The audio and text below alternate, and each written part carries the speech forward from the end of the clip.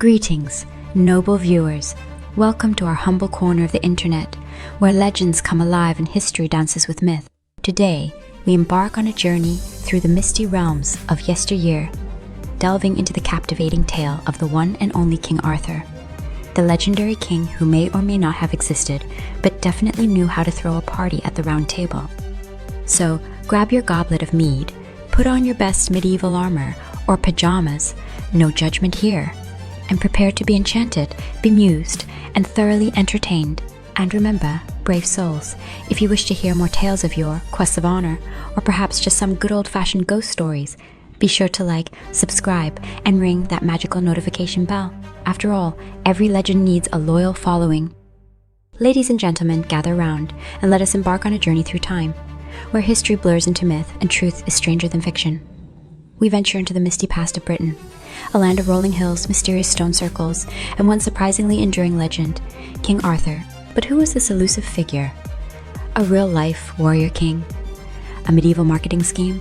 Or perhaps just a figment of some rather creative medieval imaginations? First things first. Let's get one thing straight. The origins of the legend of King Arthur are about as clear as a pint of ale on a foggy British morning. Our story begins in the dark, uncertain days after the Romans hightailed it out of Britain around the 5th century. The island was left in a bit of a mess, invading Saxons on one side, squabbling local chieftains on the other. It was the perfect setting for a hero to emerge, or at least for one to be imagined. Now, one of the earliest mentions of Arthur comes from a fellow named Gildas, a monk who wrote a particularly gloomy piece called On the Ruin and Conquest of Britain. Unfortunately, Gildas, ever the party pooper, doesn't mention Arthur at all. But a century later, another monk named Nennius gives us a glimmer of hope with his Historia Britonum. Here, Arthur is depicted not as a king but a war leader, who fought a series of battles against the Saxons, the most famous being the Battle of Badon Hill, where Arthur, so the story goes, single-handedly slew 960 men in one day. Impressive, yes, but perhaps a tad exaggerated? Enter Geoffrey of Monmouth, the man, the mythmaker. Fast forward to the 12th century, and we meet Geoffrey of Monmouth, a Welsh cleric and, arguably, one of history's greatest storytellers. His The History of the Kings of Britain is the real game changer. Geoffrey took whatever scraps of history he could find, sprinkled in some Celtic mythology, added a dash of Christian morality, and voila, the Arthur we know and love was born. He gave us the sword in the stone, the magical Merlin, the beautiful Gunberle, and the sinister Mordred. Suddenly, Arthur was not just a warrior. He was a king, a symbol of justice and chivalry, the once and future king who would return to save Britain in its hour of need. Or, at the very least, he was a great way to sell books. But here's where things get interesting, and a bit creepy. You see, Geoffrey wasn't working off any ancient, dusty manuscript. He claimed, a very ancient book in the British tongue. Now, whether this book existed or was simply a figment of Geoffrey's rather fertile imagination is up for debate.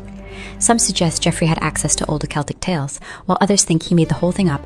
After all, what better way to keep your audience on the edge of their seats? And then, there are the darker theories, the kind that make for great ghost stories on a cold winter's night. One such theory posits that Arthur wasn't a king at all, but a Roman centurion named Lucius Sartorius Castus, who led a band of Sarmatian cavalry against invading Saxons. The Sarmatians, a horse-riding people from what is now Iran, had their own legends of a hero wielding a magical sword. Could it be that these tales, mixed with British folklore, gave birth to our Arthur? Or consider the more sinister side of Camelot. Some scholars have suggested that Arthur's fable court was not the idyllic round table we imagine today, but rather a kind of ancient cult. This theory spins off the works of Jessie Weston, who in her book From Ritual to Romance argued that the Holy Grail quest was originally a fertility rite, a ritual to ensure the land's prosperity. Was Camelot a court of knightly virtue, or a creepy cult engaging in strange rites in the dark of night? The kind of King Arthur became, the ideal monarch. As the stories of King Arthur grew, so too did the image of what kind of king he was. Or, more accurately, what kind of king people wanted him to be. Arthur became the ideal monarch, embodying all the qualities that were admired in a leader. He was depicted as just and fair, ruling his kingdom with wisdom and compassion. His legendary round table, where all his knights were said to have equal status, symbolized a break from the rigid hierarchies at the time, promoting a sense of fairness and unity that was revolutionary. Arthur was not just a king. He was a good king, one who fought not for personal glory but for the good of his people. His rule was marked by a commitment to justice, truth, and the protection of the innocent. He was a warrior king when needed, leading his knights into battle against formidable enemies, but also a king of peace, seeking to unify the land and bring an end to the endless conflicts that plagued his realm. Under Arthur's rule, Camelot became a symbol of a perfect kingdom, a utopia of chivalry, honor, and noble deeds. Arthur himself was depicted as the ultimate warrior king, a man who led from the front and was willing to lay down his life for his people. His wisdom in governance was matched only by his prowess in battle. He was both a warrior and a scholar, often portrayed as seeking counsel from his trusted advisor Merlin, whose prophecies and magical insights guided him through many a perilous decision. Arthur was the king who balanced the sword with the scepter, knowing that true leadership came not from the might of his armies, but from the strength of his heart. Yet, he was also portrayed as a flawed hero, a man whose noble ideals sometimes led to personal tragedy. The love triangle between Arthur, Guinevere, and Lancelot added a human element to his story, showing that even the greatest of kings could not escape the complexities of love, betrayal, and loss. This duality, being both a paragon of virtue and a man with human weaknesses, made Arthur a relatable figure, one who could be admired but also understood. Under King Arthur's rule, Camelot thrived as a beacon of hope and justice in a time of chaos and conflict. The Round Table became the symbol of a new order, where knights from all walks of life could prove their worth not by birthright, but by bravery and virtue. Arthur's court was a place where ideals of chivalry, courage, and honor were held above all else, a utopia of sorts where the noblest of quests could be pursued, and where every knight could dream of greatness. However, as all good stories must, Arthur's tale also has its moments of darkness and despair. Despite his virtues, Arthur was not without flaws. His trust in those around him, particularly his nephew Mordred and his beloved wife Guinevere, would ultimately be his undoing.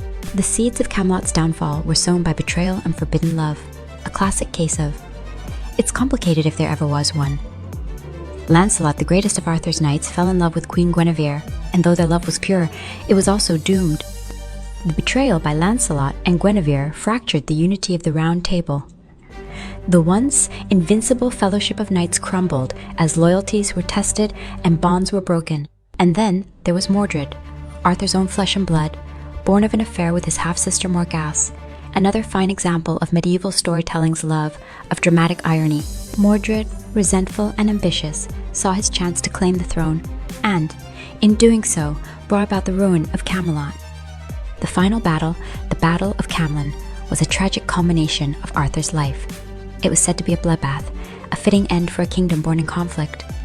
In this battle, Arthur fought valiantly but was mortally wounded by Mordred, who he managed to kill in return. As he lay dying, he ordered one of his knights, Sir Bedivere, to return Excalibur to the Lady of the Lake. The sword, like Arthur himself, would return to whence it came, mystical symbol disappearing into the mists of legend. But why, you ask, is the legend of King Arthur so prolific? Why does the legend of King Arthur have such timeless appeal? Why does it continue to captivate us, even today? The answer lies in the timeless themes woven throughout his story. The legend of King Arthur isn't just a tale of swords and sorcery, though there's plenty of that to go around. It's a story of hope, heroism, and humanity. At its core, it embodies the universal struggle between good and evil, the quest for justice, and the pursuit of a higher ideal. Arthur's story speaks to our desire for a just and noble leader, a king who serves not just with power, but with wisdom and fairness. His court at Camelot represents a utopian society where merit and chivalry reign, a dream that has appealed to generations living through times of war, conflict, and uncertainty. The quest for the Holy Grail, with its themes of purity, sacrifice, and enlightenment, mirrors our own quests for meaning and purpose in life. Moreover, the legend of Arthur is elastic. It has evolved to reflect the values and concerns of different ages. In medieval times, it was about chivalry and courtly love. In the Victorian era, it became a symbol of imperial grandeur and moral rectitude. In our time, it has taken on new forms, reflecting contemporary issues of leadership, loyalty, and the search for identity in a complex world. And let's not forget the enchantment. Magic, after all, never goes out of style. From Merlin's prophecies to the mystical Lady of the Lake, the story of Arthur is steeped in the supernatural, a tantalizing blend of the possible and the impossible that keeps us wondering, what if? And yet, the story does not end there. In fact, it never really ends. That's the beauty of the Arthurian legend. It is, by design, a never-ending story. Arthur is called the once and future king for a reason. His promise to return in Britain's greatest hour of need has kept his legend alive for centuries. He embodies the timeless qualities we seek in our leaders: courage, justice, and a commitment to doing what is right, even when it costs him dearly. Arthur's story is a reminder that greatness often comes with sacrifice, and that the ideals of chivalry and honor are worth striving for, even in a world that seems to have forgotten them. The legend of King Arthur captivates us because it is more than just a tale of knights and castles. It is a story of human aspiration. It's about striving to create a better world, one where justice prevails, where the strong protect the weak, and where everyone has a seat at the table. It's about believing in something greater than oneself, in a dream of a society that rises above petty squabbles and personal ambition. And, of course, it's about the allure of magic and the supernatural, the tantalizing idea that there's more to this world than meets the eye. And so, Arthur remains the once and future king, the ruler who will return when Britain needs him most. His legend has been shaped and reshaped over the centuries, molded by each generation to reflect its hopes, fears, and dreams. From medieval knights to modern-day heroes, Arthur's legacy lives on, reminding us of the enduring power of myth and the timeless appeal of a good story. So, was King Arthur a real historical figure? Was he a Celtic warlord, a Roman general, or a myth invented to inspire a nation? Perhaps we'll never know, but one thing is certain: as long as there are stories to be told and dreams to be dreamed, the legend of King Arthur will never die. He will live on in our hearts and imaginations, forever riding out of the mists of Avalon to inspire us with his tales of courage, chivalry, and a world that might have been and could still be. And that, dear listener, is the magic of King Arthur's legend. It is a story as old as time, yet ever new, a tale of a king who was, and always will be, the once and future king. And who knows, maybe one day, when the world needs him most, he will return. Until then, we'll keep the legend alive, sharing the stories, spinning the tales, and believing in the magic of Camelot. Today, King Arthur remains a cultural icon, his story told and retold in countless books, films, and TV shows. From the classic tales of knights in shining armor to the modern reimaginings of Arthur as a gritty warrior, king, or even a sci-fi hero, his legend shows no signs of fading. And why would it? The legend of King Arthur has everything: magic, adventure, romance, and just a hint of the supernatural.